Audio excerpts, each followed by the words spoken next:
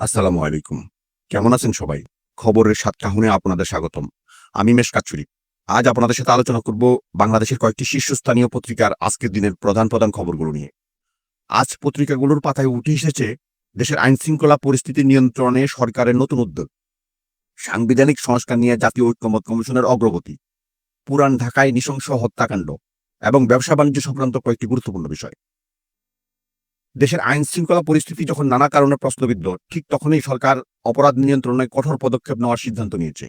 এই বিষয়েই সমকাল পত্রিকা তাদের প্রথম পাতার শিরোনাম করেছে অপরাধীর তালিকা করার নির্দেশ। পত্রিকাটির খবরে বলা হয়েছে, একের পর এক নৃশংস ঘটনা, চাঁদাবাজি, ছিনতাই এবং জলবদ্ধ হামলার কারণে জনমনে যে ভীতি তৈরি হয়েছে, তার প্রেক্ষিতে পুলিশ সদর দপ্তর সারা দেশে অপরাধীদের নতুন করে তালিকা তৈরির নির্দেশনা দিয়েছেন। সব জেলার পুলিশ সুপার এবং ওসিদের এই তালিকা করতে বলা হয়েছে।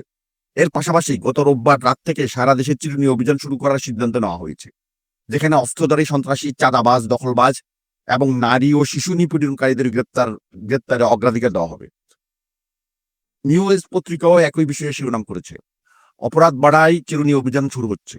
পত্রিকাটি জানাচ্ছে, স্বরাষ্ট্র উপদেষ্টা অবসরপ্রাপ্ত লেফটেন্যান্ট জেনারেল জাহাঙ্গীর আলম চৌধুরী এক সংবাদ সম্মেলনে এই বিশেষ চিরুনি অভিযানের কথা নিশ্চিত করেছেন। এদিকে পুরনো ঢাকার মিটফোর্ডে ঘটে যাওয়া সোহাগ হত্যাকাণ্ড নিয়ে জনমনে ব্যাপক চাঞ্চল্য সৃষ্টি হয়েছে। এই ঘটনা নিয়ে মানবজমিন পত্রিকার শিরোনাম, রজনী বোসলেন হত্যা, হাসপাতালের সামনে নিয়ে চলে বর্বরতার ভিডিও। প্রত্যক্ষদর্শীর বরাত দিয়ে পত্রিকাটি জানাচ্ছে, লাল চাঁদ ওরফে সোহাগকে হত্যার পরও খুনিরা তাকে মারতে মারতে মিটফোর্ড হাসপাতালের ভিতরে নিয়ে যায়। সেখানে তার মরদেহের উপর কিল, ঘুষি, কোপানো, এমনকি পাথর দিয়ে মাথা থেতলে দেওয়া হয়। পরে মরদেহের উপর লাথি মেরে খুনিরা উল্লাস করে। সোহাগকে বাঁচানোর জন্য তার কর্মচারীরা আকুতি করলেও কোনো লাভ হয়নি। আজকের পত্রিকা তাদের শিরোনাম বলছে, চিহ্নিত হয়নি পাথর দিয়ে আঘাতকারী। পত্রিকাটি জানিয়েছে, এই ঘটনায় 7 জন গ্রেপ্তার করা হলো। সিসিটিভি ফুটেজ দেখে সাদা শার্ট পরা যে ব্যক্তি বড় পাথর দিয়ে সোহাগের মাথায় আঘাত করেছিল, তাকে এখনো শনাক্ত করা যায়নি। দেশের চলমান রাজনৈতিক সংস্কার প্রক্রিয়া নিয়ে পত্রিকাগুলোর বিস্তারিত খবর এসেছে। কালের কণ্ঠ পত্রিকার প্রথম পাতার শিরোনাম, জাতীয় ঐক্যমত আসলে কতদূর। পত্রিকাটি জানাচ্ছে, জাতীয় ঐক্যমত কমিশন আগামী 30 অথবা 31 জুলাইয়ের মধ্যে রাজনৈতিক দলগুলোর সম্মতিতে একটি জাতীয় সনদ প্রস্তুত করতে চায়। এই প্রসঙ্গে কমিশনার সহ সভাপতি অধ্যাপক আলী রিয়াজ দলগুলোকে কিছু ছাড় দিয়ে হলেও একই জায়গায় আসার আহ্বান জানিয়েছেন। এরই মধ্যে দুটি গুরুত্বপূর্ণ বিষয়ে দলগুলো একমত হয়েছে। প্রথম আলো পত্রিকা এই বিষয়ে শিরোনাম করেছে, জরুরি অবস্থা জারি ও প্রধান বিচারপতির নিয়োগে ঐক্যমত। পত্রিকাটি বিস্তারিত জানাচ্ছে, এখন থেকে মন্ত্রিসভার অনুমোদন ছাড়া রাষ্ট্রপতি একা জরুরি অবস্থা জারি করতে পারবেন না এবং সেই বৈঠকে বিরোধী দলীয় নেতা অংশ নেবেন। এছাড়া আপিল বিভাগের সবচেয়ে জ্যেষ্ঠ বিচারপতিকেই প্রধান বিচারপতি হিসেবে নিয়োগ দেওয়া হবে। এই আলোচনার মধ্যেই তত্ত্বাবধায়ক সরকারের নতুন মডেল নিয়েও প্রস্তাবনা এসেছে। দ্য ডেইলি স্টার পত্রিকার শিরোনাম, তত্ত্বাবধায়ক সরকারের নতুন প্রস্তাব আলোচনা টেবিলে। পত্রিকাটি জানাচ্ছে, তত্ত্বাবধায়ক সরকারের প্রধান উপদেষ্টা নিয়োগের ক্ষেত্রে জাতীয় ঐক্যমত কমিশন, বিএনপি এবং জামায়াতে ইসলামী পৃথক পৃথক প্রস্তাব দিয়েছে। কমিশন একটি সার্চ কমিটির কথা বলেছে। অন্যদিকে বিএনপি রাষ্ট্রপতির মাধ্যমে সব দলের সাথে আলোচনা করে উপদেষ্টা নিয়োগের প্রস্তাব দিয়েছে। দেশের বর্তমান পরিস্থিতি নিয়ে রাজনৈতিক দলগুলো তাদের অবস্থান পরিষ্কার করেছে। যুগান্তর পত্রিকার শিরোনাম, অপশক্তির বিরুদ্ধে সতর্ক বিএনপি। দলটি জানিয়েছে, তারা দায়িত্বশীল দল হিসেবে অগণতান্ত্রিক অপশক্তিকে সতর্কতার সঙ্গে মোকাবেলা করবে এবং আইন শৃঙ্খলা পরিস্থিতি নিয়ন্ত্রণে প্রশাসনকে সহযোগিতা করতেও প্রস্তুত। দলটি অভিযোগ করেছে, তাদের ভারপ্রাপ্ত চেয়ারম্যান তারেক রহমানকে রাজনৈতিকভাবে মোকাবেলা করতে ব্যর্থ হয়ে ষড়যন্ত্রকারীরা মিথ্যা তথ্য ছড়াচ্ছে।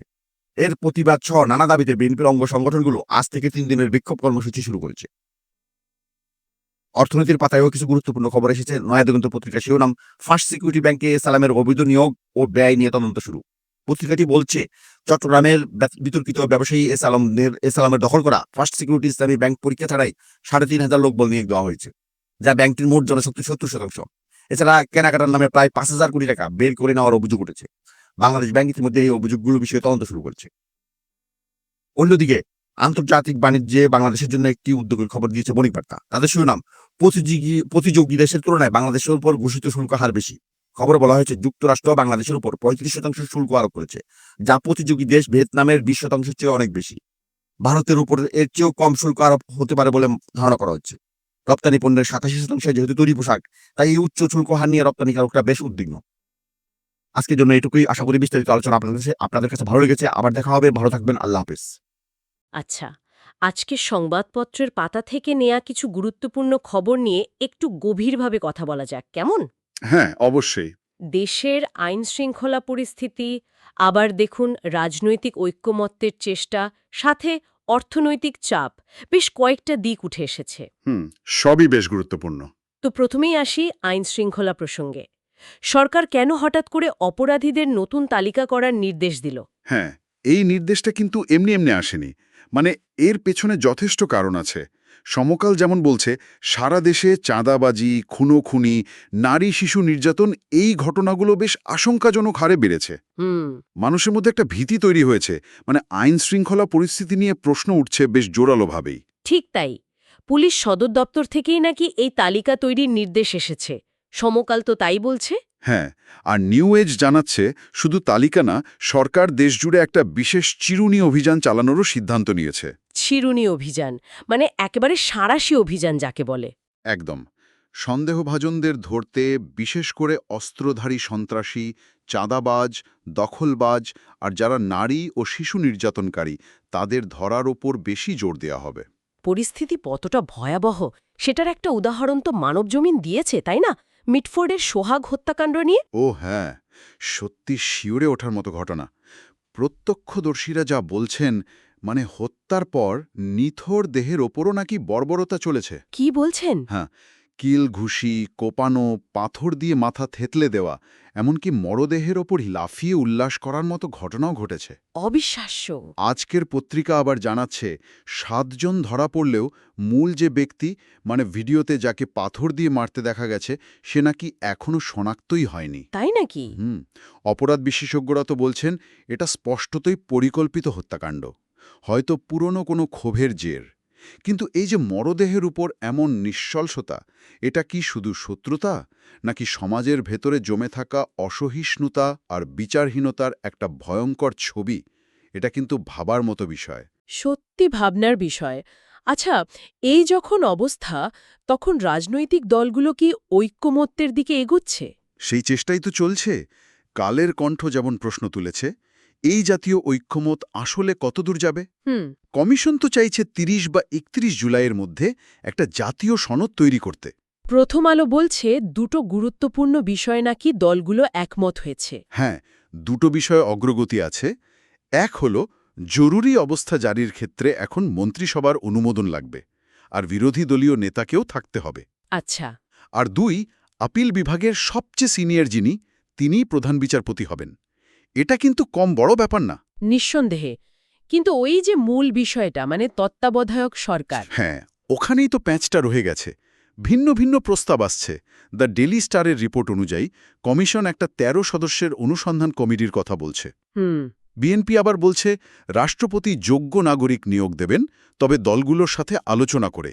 আচ্ছা। আর জামায়াতে ইসলামী চাইছে সার্চ কমিটি, যেখানে সব ধরনের দলের প্রতিনিধি থাকবে, মানে ক্ষমতাসীন, বিরোধী, ছোট দল সবাই। তার মানে মূল কাঠামোটা নিয়ে এখনো স্পষ্ট কোনো সহমতি নেই, তাই তো? একদম। দেখুন, প্রস্তাবগুলো কিন্তু বেশ আলাদা। আসলে ক্ষমতা আর নির্বাচনকালীন নিরপেক্ষতা, এই দুটো বিষয়কে মেলানোই তো এখানকার মূল চ্যালেঞ্জ। এদিকে বিএনপির অবস্থানটা কি? যুগান্তর কি বলছে? বিএনপি বলছে তারা বর্তমান পরিস্থিতিতে কোনো অপশক্তিকে সুযোগ দিতে চায় না। তারা আইন শৃঙ্খলা পরিস্থিতি নিয়ন্ত্রণে প্রশাসনকে সহযোগিতার কথাও জানিয়েছে। হুম। তবে তাদের দলের ভারপ্রাপ্ত চেয়ারম্যান তারেক রহমানের বিরুদ্ধে নাকি মিথ্যা তথ্য ছড়ানো হচ্ছে, এই অভিযোগ তুলে তারা প্রতিবাদও করছে।